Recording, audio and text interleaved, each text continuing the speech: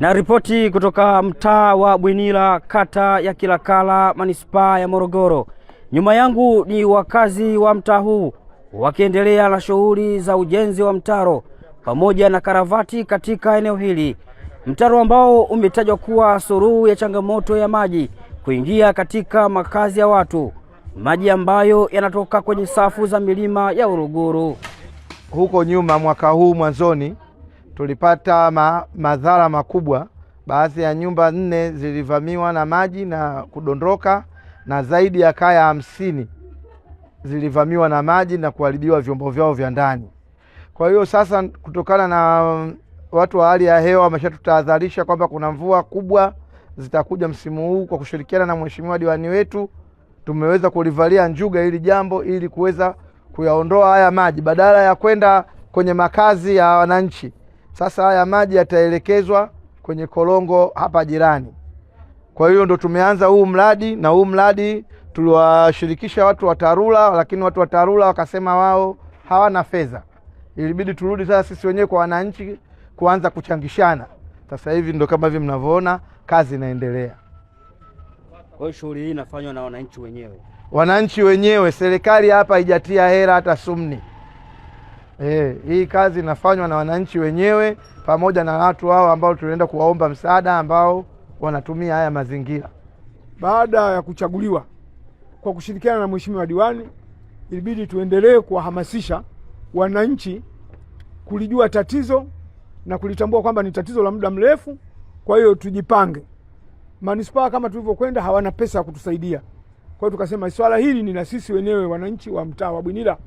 Kwa hiyo wananchi wa mtaa wa Bwinila baada ya kuhamasisha wamekubali, wameanza kuchangia, na mazao yake pamoja na wadau wachache, mazao yake ni kama hivi mnavyothibitisha kwamba leo zoezi linaanza rasmi katika kuhakikisha kwamba tabu ambazo wanazopata wananchi katika mtaa wa Bwinila zinakwisha. Toka nimeingia sasa hivi na takriban kama huu ni mwezi kama wa 7.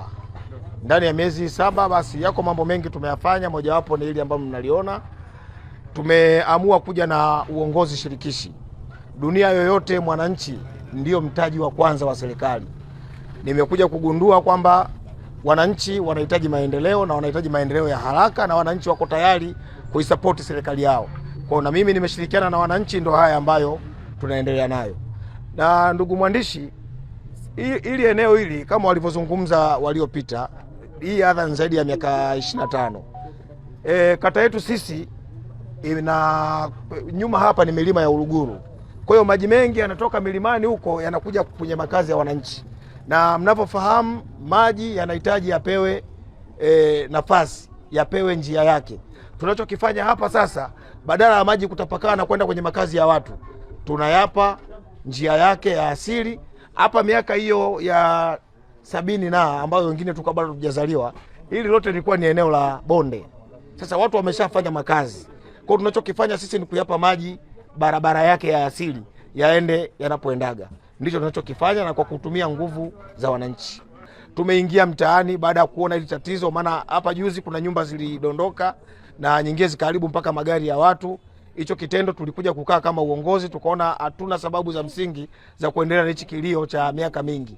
Tukakubaliana kwenye vikao, wananchi wenyewe wakachagua kamati yao, kwa sababu bylaw inaturuhusu kuunda kamati ndogo ndogo za kimaendeleo katika mitaa. Hivyo wameunda kamati, wamechagua mwenyekiti na katibu, lakini pia na mweka hazina. Wananchi kimsingi walikuwa wanachangia, mwenye shilingi 100, 500, 1000, 1500, 2000, mwenye 10,000, mwenye laki. Kwa upande wa wananchi wamechangia kiasi cha shilingi 800,000, lakini pili tulipata pia wafadhili na wao wametuchangia. Kwa mpaka dakika hii tuna kama milioni 2,850,000. Lakini watu wetu wa TARURA walituletea sisi hesabu hapa, thamani ya matengenezo ya hili eneo ni shilingi milioni 5. Kwa mpaka sasa hivi mtaona tuna upungufu, lakini tukasema kwa sababu tuna mvua zinakuja, hizi mvua za El Nino ambazo tumeambiwa muda wowote zinaweza kaanza kunyesha, tumeona ni bora tuanze na hicho kidogo tulicho nacho, na kadri tunavyozidi kuanza na hicho kidogo tulicho nacho, wananchi wanaendelea kutuletea. Hapa juzi tumepokea simenti ambazo zimetoka tena ni kwa mdau, na lazima niseme ukweli, huyu mdau ni wa Chadema. Utaona sasa kumbe maendeleo hayana nini? Maendeleo hayana chama. Ametuunga mkono, tumshukuru sana ndugu yetu Esau, ni mwekezaji wetu pia hapa, na duka lake la hardware akatuunga kwa simenti. Lakini pia tunaye Jonas Inki ambaye ni mneki, na yeye naye ametununulia nondo.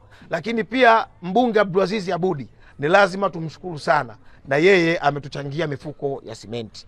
Hivyo mimi niendelee kutoa wito kwa wananchi wa kata ya Kilakala. Manispaa yetu na bajeti yetu sio kubwa kihivyo kwa aina ya bajeti tulionayo. Kwa hiyo niendelee kuwaomba wananchi tuendelee kutatua changamoto sisi wenyewe, ukizingatia sisi madiwani tupo na ni vijana na tumeaminiwa, hivyo tuko tayari kuhakikisha tunafia site.